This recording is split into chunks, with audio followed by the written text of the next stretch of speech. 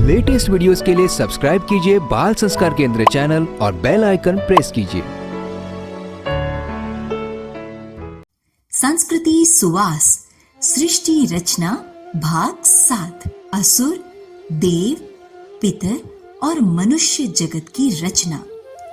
पिछले सत्र में हमने जाना कि ब्रह्मा जी ने सृष्टि रचना की शुरुआत में सर्वप्रथम पृथ्वी पर वृक्ष, लताएं, घास आदि की रचना की। उसके बाद दूसरे प्रयास में गतिशील पशु पक्षी, कीट पतंग के जीव जगत की रचना की।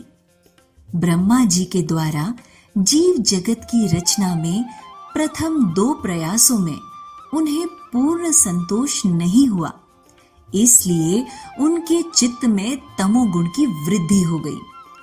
उस अवस्था में उनके द्वारा असुर उत्पन्न हुए और ब्रह्मा जी ने अपने तमोमय शरीर को छोड़ दिया। फिर वह छोड़ा हुआ शरीर ही रात्रि हुआ।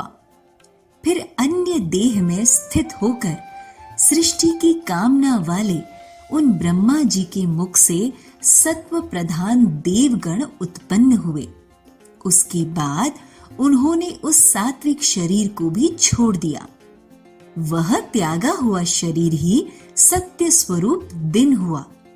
इसलिए रात्रि में असुर बलवान होते हैं और दिन में देवगणों का बल विशेष होता है। फिर उन्होंने आंशिक सत्व ग्रहण कर अन्य शरीर द्वारा पितृगण की रचना की और उस शरीर को भी छोड़ दिया। वह छोड़ा हुआ शरीर ही दिन और रात्रि के बीच में संध्या हुई।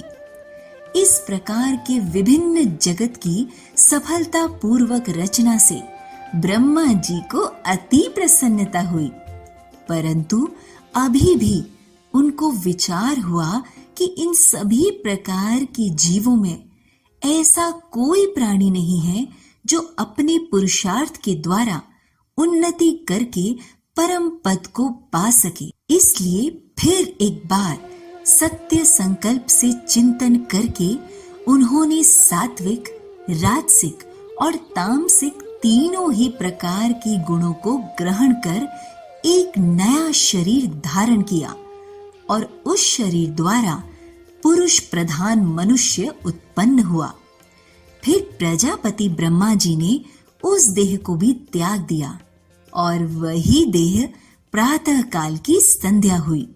इसलिए प्रातः काल होने पर मनुष्य और सायंकाल के समय पितर बलवान होते हैं।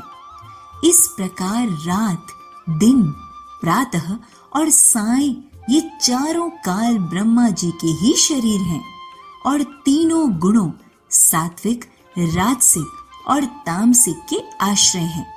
उसके बाद क्या हुआ जानेंगे अगले सत्र में।